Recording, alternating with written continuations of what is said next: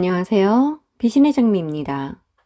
오늘은 철없는 신우이가 시부모님의 반대를 무릅쓰고 결혼을 해 세상 통탄할 만한 후회를 했다는 사연.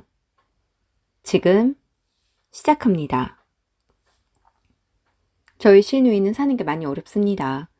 그렇다 보니 안타까워 저희 시댁에서도 많이 도와주고 저와 남편도 종종 능력 안에서 도와주기도 합니다. 저희의 경우 금전으로 직접적으로 도와주지는 않지만 저희 아이가 입던 옷이나 사용하던 용품, 저희가 사용하지 않는 물건들 중 시누이가 필요하다는 것을 주고는 해요.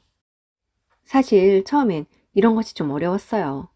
쓰던 물건 준다고 할까봐요. 그리고 우리가 안 쓰는 물건을 버리는 대신 주는 거라고 생각할까봐 주지 않으려고 했었습니다. 그런데 집들이에 왔던 시누이는 저희 집 이곳저곳을 둘러보더니 이건 쓰냐, 안 쓰냐를 물어보며 안 쓰는 건 달라고 하더라고요. 제가 주저하며 정말 괜찮겠냐고 몇 번이나 물어보았지만 괜찮다고, 좋다고 자신이 갖고 가고 싶다고 해 주었었습니다. 그게 시작이었어요. 시누이가 매번 먼저 달라고 하기 뭐 할 것 같기도 해. 집을 정리할 때마다 아이의 옷, 아이 용품, 주방용품, 생활용품, 제 옷 등을 시누이에게 주었습니다. 무작정 준 건 아니고 사진을 찍어 보내며 필요하냐고 물어보거나 시간 될 때 와서 추려놓은 것들 중 필요한 것을 가지고 가라고 했습니다. 그럴 때면 시누이는 너무나 좋아하고 고마워했어요. 그런 시누이가 얄미운 것도 아니고 저희보다 못 산다고 우습지도 않았습니다. 다만 그저 안타까웠어요.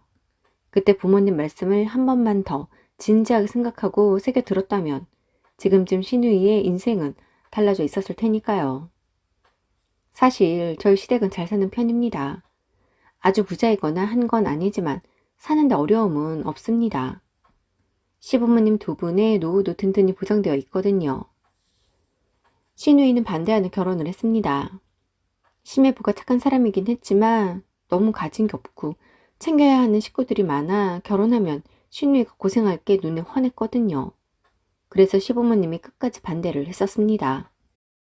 하지만 자식 이기는 부모 없다지요. 결국엔 시누이가 아이를 가졌고 시부모님의 어떤 설득에도 아이를 낳겠다고 해 결혼을 하게 되었던 것이지요.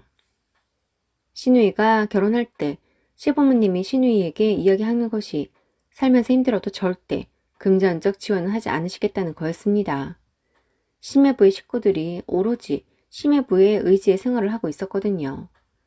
시부모님이 딸이 안타까워 도와주면 그 돈이 시매부의 본가로 흘러 들어갈 게 뻔했기에 도와주지 않으시겠다는 거였지요. 시누이도 시매부도 허락만 해달라고 절대 손 벌릴 일 없을 거라고 했었습니다. 시부모님의 걱정대로 시누이는 결혼하고 여유 없는 삶을 살고 있더군요. 시작부터 이미 뱃속에 아이가 있었고 임신 중기부터 자궁 경부 길이가 짧아져 다니던 회사도 그만두어야 했습니다. 그때도 표현은 하지 않으셨지만 시부모님은 걱정이 많으셨어요. 임신한 딸이 일을 해도 걱정이기야 했지만 일을 하지 않으면 세전 350만 원 정도 버는 시매부의 월급에서 세금 떼고 시누이의 시댁 식구들 생활비로 150만 원 정도 드린다고 하니 200만 원도 안 되는 돈으로 15평 작은 반전세 빌라에서 살고 있으니 걱정이 많으셨던 것이지요. 반대하는 결혼을 했다고 딸과 인연을 끊거나 연락을 받지 않는 그런 행동은 하지 않으셨습니다. 친정 부모로서 해야 할 역할은 하셨고 서로 왕래도 했으니까요. 시누이도 결혼 전엔 곱게만 컸고 어려움 모르고 자라다 자신이 선택한 삶이니 이러지도 저러지도 못하고 티도 못 내고 살고 있었습니다. 시누이가 결혼하고 첫 명절 시누이는 친정인 저희 시댁에 와서는 오랜만에 엄마 음식 먹으니 너무 맛이 있다며 너무나 맛있게 먹더랍니다. 그리고는 이것저것 싸달라고 하더래요. 명절 때야 당연히 자식들에게 음식을 싸주잖아요. 어머님도 맛있게 먹으니 그게 보기 좋아 음식을 싸주었다고 합니다. 그런데 명절이 지나고 혼자 곰곰이 생각해보니 결혼 전엔 아가씨가 입이 짧아 좋아하는 음식이 몇 개 없었고 그마저도 많이 먹지 않았는데 이번에 보니 가리는 음식 없이 이거저거 다 잘 먹고 어머님 댁에서 머무르는 내내 먹더랍니다. 임신을 해 입맛이 바뀌고 음식이 땡겨 그럴 수도 있겠지만 평생을 키워오며 봐온 딸의 식성이 불과 몇 개월 만에 그리 바뀌어 있으니 어머님은 괜히 속상하더랍니다. 살림살이가 넉넉지 않아 먹고 살기 어려워 음식을 가리지 않게 되었나 싶더랍니다. 그래서 그때부터 어머님이 종종 신우이가 좋아하는 음식을 하게 되면 신우이에게 들려서 가지고 가라고 하셨습니다. 귀찮은 거 싫어하고 번거로운 거 싫어하던 신우이가 한 번도 거절하지 않고 그럴 때마다 그날로 어머님 댁으로 와 음식을 가지고 가곤 했답니다. 신우이의 배가 점점 불러오니 어머님은 걱정도 많이 되셨다고 해요. 딸 사는 꼴 보면 속이 상할 것 같아 신우이 집으로 음식을 갖다 주지는 못하겠고 때마다 신우이에게 오라고 하자니 들고 가면 힘들까 걱정이 되더래요. 그래서 시매부에게 퇴근길에 들리라고 이야기해 보라고 했지만 시매부는 한 번도 대신 와서 음식을 받아가진 않았다고 합니다. 신우이 말로는 시매부가 늦게 끝나서 자신이 오는 거라고 했다고 해요. 시매부는 출퇴근도 자차로 하니 한 번쯤은 직접 올 수도 있는데 한 번도 단 한 번도 음식을 받으러 오지 않았습니다. 어머님은 그런 사위가 너무 얄미웠지만 미워해봐야 자신의 딸에게 그 미움이 돌아갈까 싶어 그런 마음은 표현하지 않고 그저 속으로 끙끙 앓으셨습니다. 신우이도 자신이 택한 삶이니 어쩌지 못하는 것 같았어요. 누구한테 말하겠습니까? 모두 말리고 반대를 했음에도 철없이 임신까지 해서 그 사람에게로 갔으니까요. 그로부터 얼마 뒤 신우이는 출산을 했습니다. 신우이는 난상 끝에 제왕절개로 출산을 했고 그 소식에 저는 어머님을 모시고 한달음에 신우이에게 가보았습니다. 신우이는 고생을 많이 했는지 많이 힘들어 보이더라고요. 누워있는 그 모습이 안타까웠어요. 어머님도 그런 딸을 보더니 안쓰러운 눈물을 흘리시더군요. 예쁘지 않은 사위이지만 사위 또한 아내가 급박한 상황으로 수술을 하였으니 놀랐겠다 싶다며 어머님의 심외부에게 자네도 많이 놀랐겠어. 나도 그렇고 우리 며느리도 그렇고 다 자연분만 해서 별일 없으면 우리 딸도 자연분만 하려니 했는데 수술했다고 해서 내가 얼마나 놀랐나 몰라. 그래도 산모도 아기도 건강하다니 다행이지 뭔가. 아, 남들 다 자연분만 하는데 유난을 따로 수술을 해서는 에이씨. 순간 제 귀를 의심했습니다. 제가 대체 무슨 말을 들은 걸까요? 얼굴이 붉어져 고개를 돌리고 누워있는 신우이도 당황한 낯빛이 역력한 어머님도 순간 그 방의 분위기는 알 수 없는 숨 막히는 정적이 흘렀습니다. 심해보도 그 상황이 어색한지 병실 밖으로 나가버리더군요. 출산하고 입원해 있는 기간 그거 며칠이라고 다인실에 불편하디 불편한 침대에 누워있는 신우이가 안쓰러웠습니다. 그리고 수술은 하고 싶다고 하나요?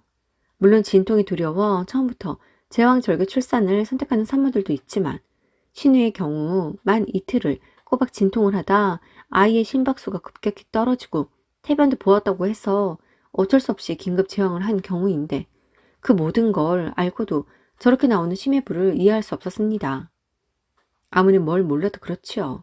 자신의 아이를 10달 동안 뱃속에 품고 출산을 할 때 그 힘들어하며 진통을 하다 결국엔 수술로 출산한 아내에게 그게 할 말과 태도일까요? 어머님과 신우이는 어떤지 몰라도 제가 너무 화가 나더군요. 그래서 당장에 간호부로 가서 1인실 남아있는 곳 있으며 이동시켜 달라고 했습니다. 다행히 비어있는 1인실이 있었고 바로 이동했습니다. 신우이는 제가 괜찮다고 했지만 불과 2년 전에 출산해본 제 입장에서 출산하고 나서 편히 쉬어도 회복이 쉽지 않은 만큼 1인실은 너무나 당연한 것이었어요. 병실 비용은 내가 주는 출산 선물이라고 생각하라고 했습니다. 신우이도 시어머니도 제게 너무나 고마워하더군요. 아무리 신우이라고 해도 남편과의 연애 때부터 알아온 세월이 10여 년이니 이제 제 동생이나 다름없다 생각했습니다. 때론 신우이가 이해가 가지 않을 때도 있었고 조금은 얄미울 때도 있었지만 그래도 이건 아니지요. 같은 여자로서 당연히 누려야 할 것을 누리지 못하니 안타까웠어요. 심해부는 그렇게 나가고는 돌아오지 않더군요. 수술 후엔 보호자의 도움이 너무나 절실한데 심해부가 오지 않아 저희도 수술한 신우이를 두고 갈 순 없었습니다. 신우이에게 조리원은 어디로 가냐고 물었습니다. 그러자 신우이가 조리원으로 가진 않고 바로 집으로 간다고 하더군요. 네, 집으로 바로 갈 순 있지요. 예전에 조리원이 없던 시절에 우리 어머님들은 다 그러셨으니까요. 조리원이 필수가 아니라는 거 저도 압니다. 하지만 지금은 그때와 시대가 달라졌으니 조리원의 도움을 받을 수 있다면 그러는 게 좋지 않을까요? 다른 건 다 둘째치고 조리원은 가야 한다고 생각했습니다. 그래서 왜 조리원을 예약하지 않았냐고 물으니 아무리 저렴한 곳을 알아보아도 2주에 230만 원은 하더랍니다. 자신들의 사정에는 너무 부담스러워 예약을 하지 못하겠다고 해요. 그래서 진작에 조리원비를 조금씩 모아두지 그랬냐고 했어요. 그러자 신우이가 눈물을 보입니다. 그리고 원래 모아두었었는데 신우이의 시동생이 사고를 쳐서 그걸 수습해 주느라 그 돈을 써야만 했다고 해요. 그렇지 않으면 시동생이 구속이 될 수도 있는 상황이라 돈을 해주었다고 합니다. 그 말을 듣는데 제 속이 다 터지더군요. 어머님도 그저 눈물만 흘리셨습니다. 어머님이 신우에게 한마디 하셨어요. 꼭 같이 살아야겠냐고요. 그러면서 한숨을 푹 쉬십니다. 아휴, 애는 낳았고 수술도 했고 그 예쁜 내 딸이 뭐에 그리 홀려 이렇게 되었나 모르겠다. 내가 미친 척하고 네 머리를 팍팍 깎아서라도 뜯어 말렸어야 했는데. 그렇게 어머니가 신우이는 그저 안타까움에 후회의 눈물을 흘리고 있었습니다. 그 순간 남편과 아버님이 오시더군요. 분명 축하하는 자리여야 하는데 한숨 섞인 눈물만 흐르고 있으니 모두 당황하는 듯 했습니다.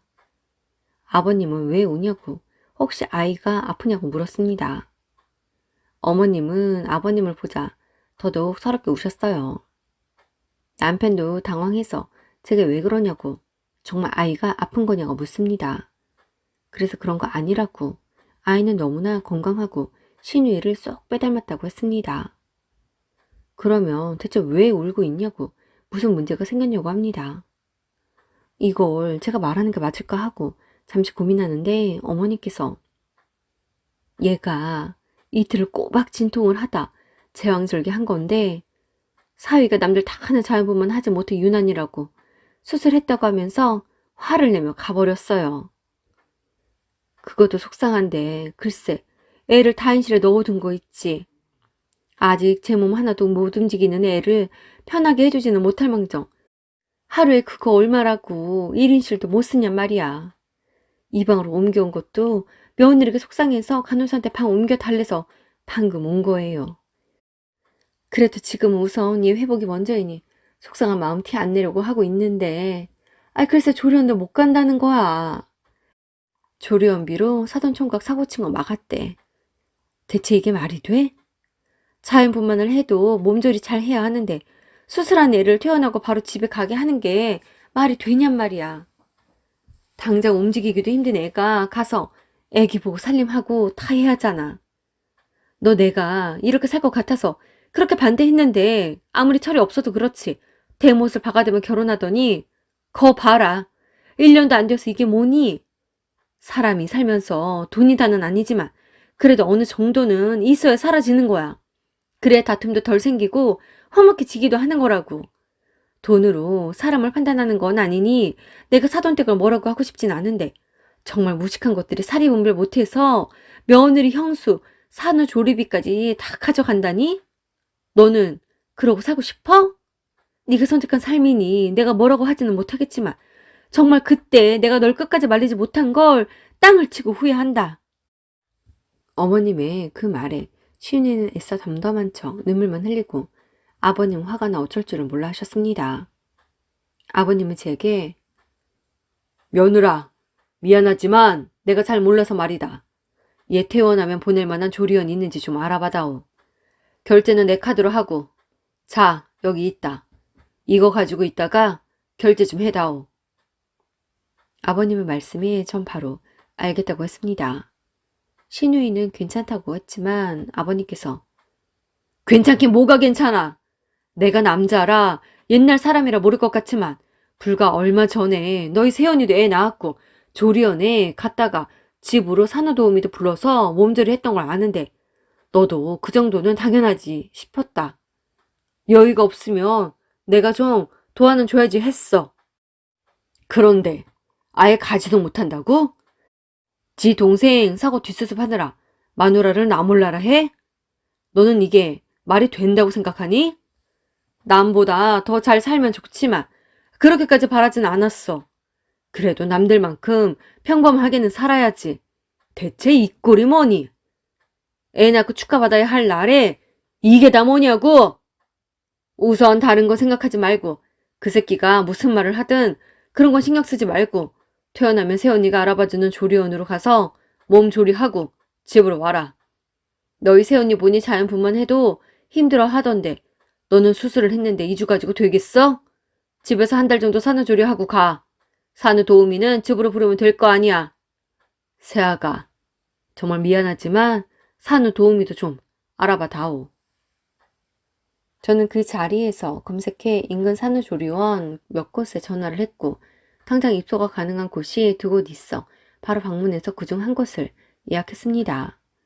그리고 산후도우미 업체도 알아보고 예약해 두었고요.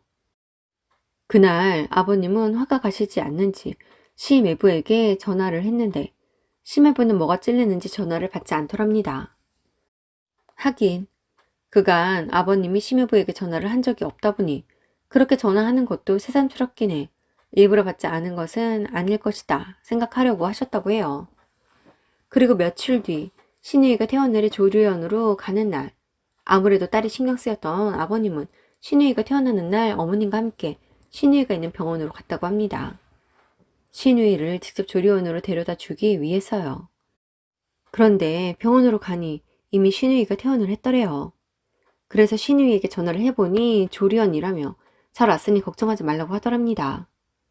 하지만 마음이 편하지 않았던 아버님은 딸 얼굴이 한 번 더 보고 싶어 조리원으로 갔고 조리원으로 올라가서 신우의 이름을 이야기하며 만나러 왔다고 하니 면회실에서만 만날 수 있다며 잠시 기다리라고 하더랍니다.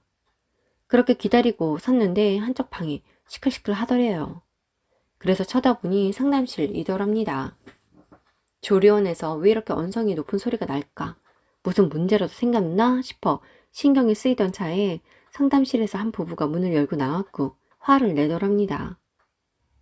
우리가 사정이 생겨서 입시를 하지 않겠다는 건데 왜 환불이 안 된다는 건데 돈 30만 원이 우스워? 그 큰 돈을 떼어먹겠다고? 내가 공정거래위원회에 당신들 신고할 거야! 그 소리에 대체 무슨 일인가 싶어 돌아보니 심해부가 소리를 치고 있더랍니다. 그 상황이 기도 안 찼대요. 알고 보니 조리원에 예약한 걸 알고는 심해부가 지금 자신의 사정에 무슨 조리원이냐고. 그리고 신우이가 조리원에 가 있으면 자신의 밥은 누가 해주고 집안일은 누가 하냐며 환불받고 그 돈으로 미역이랑 국거리 사가서 집에 가서 조리하자고 해서 하는 수 없이 조리원으로 갔던 거였대요. 그 상황을 보게 된 아버님이 화가 나서 자네가 뭔데 내 딸 산후조리를 못하게 하나? 자네 아이 낳은 사람에게 정말 이렇게까지 하고 싶나? 그깟 돈 30만 원이 없어서 그게 아까워서 계약금까지 가져가려고? 내 카드로 계산했는데 여기서 현금으로 내주겠어? 그게 말이 돼? 너 이런 사람이랑 정말 계속 살아야겠니? 네가 오늘 이 자식 따라서 집으로 가면 난 이제 나한테 딸은 없다고 생각하고 살 거야. 명절이고 무슨 날이고 집에 오지도 마. 아무리 네 인생이라지만 이건 아니지. 고작 이렇게 살려고 대못을 그렇게 박았냐? 아버님이라면 한마디도 못하고 눈도 못 마주치는 심해부는 아버님의 등장에 당황해서 어쩔 줄을 모르고 묻는 말에 대답도 하지 못하더랍니다. 그래서 아버님이 심해부에게 네 의견은 중요하지 않아. 딸, 너만 대답해. 어떻게 할 거야? 신우이는 아버님의 물음에 이내 눈물을 훔치더니 아빠, 부모님이 제 생각해서 하는 말이 그땐 그저 하나도 들리지 않았어요. 경험하지 않아도 될 일이었는데 전 바보같이 직접 경험하고서 깨달아 버렸어요. 저 이 사람이랑 안 살아요. 이 사람이 나라에서 지원받는 것 때문에 아예 출생신고 하면서 혼인신고 하기로 했었기에 아직 혼인신고도 하기 전이에요. 따로 절차도 필요하지 않아요. 나 당신이랑 헤어질 거야. 어떻게든 헤어질 거야. 부모님 마음 힘들게 하고 당신을 선택한 것도 나였으니까 헤어지는 것도 내가 정할 거야. 난 조리원으로 들어갈 테니 당신은 알아서 해. 실장님, 저 사람 제 남편 아니에요. 얻어 들어오지 못하게 해주세요. 전 저희 부모님 두 분 말고는 아무도 만나지 않을 거예요. 제 방으로 안내해 주세요. 라고 했다고 합니다. 이후 심해부는 신우이에게 몸조리만 하고 집으로 돌아오라고 했지만 조리원에 있으면서 생각을 다시 차분하게 정리한 신우이는 심해부와 갈라서는 것을 더욱 확고히 했고 조리원을 퇴소하고 친정인 저희 시댁으로 갔습니다. 심해부는 결혼 전에 그랬듯 시댁으로 찾아와 다시 잘 살아보겠다고 했지만 신우이가 그런 심해부를 끝까지 거부하며 관계를 끊어내었습니다. 이후 신우이는 본가에서 몸을 추슬렀고 아이가 100일이 되자 어린이집에 보내고 짧게 할 수 있는 일을 시작했습니다. 딸이 안 된 마음에 시부모님이 천천히 일을 시작하라고 했지만 부모님에게 미안하기만 했던 신우이는 일을 했던 것이었고 1년 만에 시댁 인근에 작은 월세를 얻어 분가를 했습니다. 그 일이 있고 5년이 지난 현재 신우이는 다시 많이 밝아졌고 아이도 잘 키우며 부모님에게 속지 않은 마음으로 열심히 살고 있습니다. 안타까운 건 그때 신우이가 부모님 말씀을 듣고 결혼을 하지 않았더라면 하는 생각이 들기는 하지만 이미 선택한 삶, 예쁜 조카와 함께 남은 인생을 그저 행복한 일들만 가득하게 바랍니다. 오늘도 함께 해주셔서 감사합니다. 지금까지 배신의 장미였습니다.